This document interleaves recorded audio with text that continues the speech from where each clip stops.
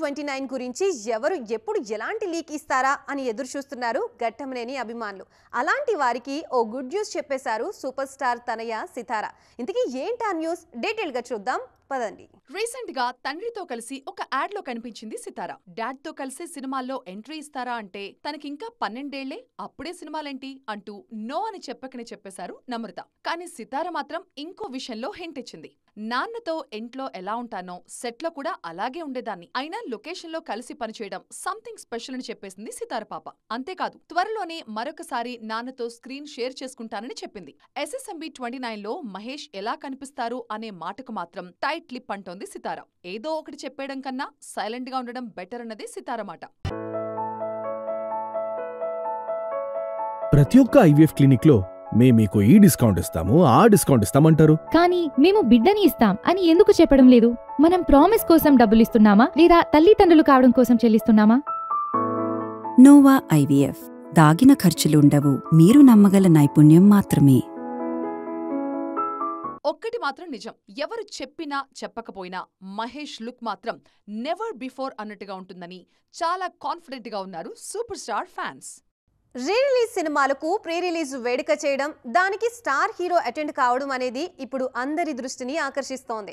Sridevi movies Sivalanka Krishnaprasad నిర్మించిన cinema Aditya 369. ఈ movie re release pre release వేడుకలో సందడి చేశారు నందమూరి బాలకృష్ణ. ఆ సినిమా ఎప్పుడూ స్పెషలేనన్నారు. అంతేకాదు, ఈ సినిమా గురించి చాలా విషయాల్ని పంచుకున్నారు బాలయ్య. ఆ రోజుల్లోనే భవిష్యత్ తరాల్ని దృష్టిలో పెట్టుకుని చేసిన సినిమా ఆదిత్య 369. అందుకే అది ఇప్పటికీ ఏ తరం వారికైనా సరిపోయే సినిమాలాగా ఉంటుందన్నారు బాలయ్య. ప్రేక్షకులు ఎప్పుడూ కొత్తదనం కోరుకుంటారని, అదేంటో అర్థం చేసుకుని దానికి తగ్గట్లే తాను సినిమాలు చేస్తానని, అందులో ఆదిత్య 369 చాలా స్పెషల్ అని చెప్పారు గాడ్ ఆఫ్ మాసెస్. తెలుగులో తొలి సైన్స్ ఫిక్షన్ సినిమా ఆదిత్య 369. ఈ సినిమా టైంకే సంగీతం చాలా ప్రయోగాలు చేశారు. ఆయన మీదున్న నమ్మకంతో ఈ సినిమా చేశాను. ఆదిత్య 369కి గుండెకాయ శ్రీకృష్ణదేవరాయలు క్యారెక్టర్ ప్రేక్షకులు విశేషంగా ఆదరించిన తీరు నాకింకా గుర్తుందన్నారు బాలయ్య. ఎందుకంటే ముఖ్యంగా ఈ సినిమాకి గుండెకాయ శ్రీకృష్ణదేవరాయలు ఆ పాత్రే మెయిన్ కాన్సెప్ట్లో ఆ పాత్రను ఎన్నుకోవడం. ఇప్పుడు చాలామంది ఈ సినిమాని అంటే ఫ్యూచరిస్టిక్, ఇది ఫస్ట్ సైన్స్ ఫిక్షన్ ఫిలిం అట్లా చాలామంది ట్రై చేశారు. హిందీలో ఒక పిక్చర్ ముహూర్తం కూడా చేశారు. సినిమా ఇటువంటి సినిమా దాన్ని షెల్ఫ్ చేసేసారు, తీయలేదు. అలా తర్వాత వచ్చిన సినిమాలు ఏవి కూడా ఇది మన సినిమా సక్సెస్ అయినట్టు ఏది సక్సెస్ కాదు సినిమా. ఎందుకంటే మనకి జనం అంటే మనకి ఈ శ్రీకృష్ణదేవరాయల పాత్రని అంత అద్భుతంగా అప్పుడు. ఆదిత్య 369 గురించి మాత్రమే మాట్లాడితే సరిపోతుందా? ఎన్నాళ్ళగానో ఎదురు చూస్తున్నా ఆ ఒక్క మాట సంగతేంటి అని ఆడియన్స్ అడిగే ఛాన్స్ ఇవ్వలేదు బాలకృష్ణ. దీని సీక్వెల్ కూడా రెడీ అయిపోయింది, మొదలు పెట్టేస్తాం. ఇంకా మొదలు పెడితే అంతే. సింగీత శ్రీనివాసరావు ఇప్పటికీ చూశారుగా 94 ఏళ్ళు. ఎలా మాట్లాడుతాను ఆయన, నన్ను అడుగుతుంటారు అప్పుడప్పుడు, ఏంటి బాబు ఎప్పుడు మొదలు పెడుతున్నా పార్ట్ 2 రెడీ డైరెక్ట్ చేసేయాలి అని. అండ్ ఈజ్ అప్డేటెడ్ వాటికి టెక్నిక్ అన్నిటికి కూడా ఈజ్ అప్డేటెడ్. వాటికి హ్యాట్స్ ఆఫ్. మొదలు పెట్టాలి తొందరగా, ఉంది కథ రెడీ. నేను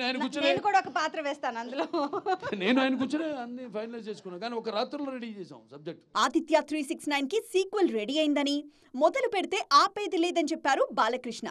నిజమైన ఉగాది గిఫ్ట్ ఇదేనంటూ సంబరాలు చేసుకుంటున్నారు అభిమానులు. ఏప్రిల్ 4న సినిమాను థియేటర్లలో బంపర్ హిట్ చేసే బాధ్యత మాదేనంటున్నారు. ఆల్రెడీ డాకు మహారాజ్తో ఈ ఏడాది సక్సెస్ మీదున్న బాలయ్య ఇప్పుడు ఆదిత్య 369తో వేసవిలో సందడి చేయడానికి సిద్ధమవుతున్నారు.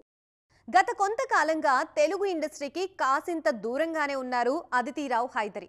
కానీ ఆమె తెలుగులో ఏం చేసినా అది సెన్సిబుల్గానే ఉంటుందనే పేరు తెచ్చుకున్నారు. మళ్ళీ ఇప్పుడు టాలీవుడ్లో గట్టిగా వినిపిస్తోంది అదితిరావు పేరు. వీ సినిమాలో ఈ పాట ఇప్పటికే చాలా మందికి ఫేవరెట్ సాంగ్. అంతగా ఈ పాటతో మెప్పించారు నాని అండ్ అదితి. సినిమా ప్రేక్షకులను మెప్పించలేకపోయినా ఈ పాట మాత్రం ఎవర్ గ్రీన్. ఈ మూవీ తర్వాత అదితి చేసిన సినిమా మహాసముద్రం. శర్వానంద్, సిద్ధార్థ్తో కలిసి నటించారు మహాసముద్రంలో. ఈ మూవీ టైంలోనే అదితికి సిద్ధార్థ్తో పరిచయం ప్రేమగా మారిందనే టాక్ ఉంది. మహాసముద్రం తర్వాత పూర్తిగా నార్త్కే పరిమితమయ్యారు ఈ లేడీ. హీరామండిలో నా నటనకు మంచి మార్కులు పడ్డాయి. నా నృత్యం గురించి అందరూ స్పెషల్గా మాట్లాడుకున్నారు. అన్ని వైపుల నుంచి ప్రశంసలు దక్కాయి. కానీ నేనెదురు చూసిన ఎక్సైటింగ్ ఆఫర్స్ మాత్రం ఎందుకో రాలేదు. బాగా ఖాళీగా ఉన్నట్లు అనిపించింది. అప్పుడే పెళ్లి గురించి ఆలోచన వచ్చింది అంటున్నారు మిసెస్ సిద్ధార్థ్. పెళ్లయ్యాక కెరియర్ కి ఫుల్ స్టాప్ పెట్టాలనుకోలేదు అదితి. లేటెస్ట్ గా చిరంజీవి, అనిల్ రావిపూడి సినిమాలో హీరోయిన్ గా నటిస్తారనే వార్తలు వైరల్ అవుతున్నాయి. సో చాన్నాళ్ల తర్వాత మళ్ళీ ఇలా టాలీవుడ్ బాట పడుతున్నారన్నమాట అదితి. కొన్ని సినిమాలకి సిరీస్లకి ఎప్పుడూ స్పెషల్ ఫ్యాన్స్ ఉంటూనే ఉంటారు. అలాంటి చాప్టర్స్లో ఫ్యామిలీ మ్యాన్కి స్పెషల్ ప్లేస్ ఉంటుంది. ఈ సిరీస్ చూసిన వారందరూ థర్డ్ పార్ట్ కోసం ఈగర్గా వెయిట్ చేస్తున్నారు. అలాంటి వారి కోసం గుడ్ న్యూస్ చెప్పేశారు మనోజ్ బాజ్పేయి.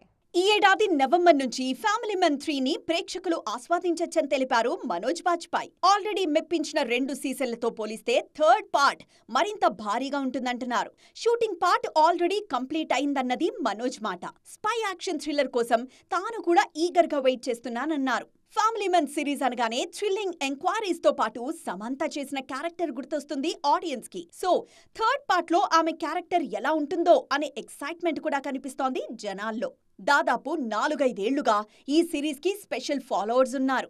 అప్పటి నుండి ఫ్యామిలీ మ్యాన్ ఆడియన్స్ తో కనెక్ట్ కావడం తన లక్కని అంటున్నారు ప్రియమణి. థర్డ్ చాప్టర్లో ప్రియమణి రోల్ మీద కూడా ఫోకస్ బాగానే ఉంది. లాస్ట్ సిరీస్లలో స్పెషల్గా అట్రాక్ట్ చేసిన పాత్రలను ఈసారి ఇంకెలా డిజైన్ చేశారో తెలుసుకోవాలంటే నవంబర్ వరకు ఆగాల్సిందే మరి. దృఢమైన సంకల్పం ఉండాలే కానీ చిన్న చిన్న ఇబ్బందులు ఏం చేస్తాయని అంటున్నారు సిల్వర్ స్క్రీన్ మీద హల్చల్ చేస్తున్న స్ట్రాంగ్ లేడీస్. కొన్నేళ్లుగా ఇబ్బంది పడుతున్నామని సమంత అంటే 6 నెలలుగా ఇదే పరిస్థితి అని రకుల్ చెప్తున్నారు. ఇంకో 9 నెలలు అలాగే ఉండాలట అని రష్మిక వారితో శృతి కలుపుతున్నారు. వారి మాటలను బట్టి చెప్పబోయే విషయమేంటో మీకు అర్థమయ్యే ఉంటుందిగా.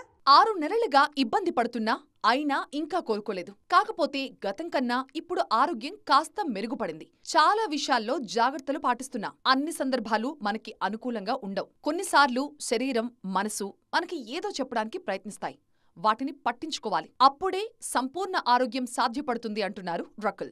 6 నెలల క్రితం జిమ్ లో దాదాపు 80 కిలోల వెయిట్ లిఫ్ట్ చేస్తూ గాయపడ్డారు రకుల్. దానంతటా అదే తగ్గిపోతుందని అశ్రద్ధ చేశారు. కానీ సమస్య మరీ ఇబ్బంది పెట్టడంతో చికిత్స తీసుకున్నారు. ఇన్నాళ్ల పాటు విశ్రాంతిలో ఉన్న ఆమె ఇప్పుడు మెల్లిగా పనులు మొదలుపెట్టారు. రష్మిక అయితే ఆ మాత్రం విశ్రాంతి కూడా తీసుకోలేదు. కాలికి కట్టుకుని నడవలేని స్థితిలో కూడా సినిమాల ప్రమోషన్స్ కి హాజరయ్యారు రష్మిక.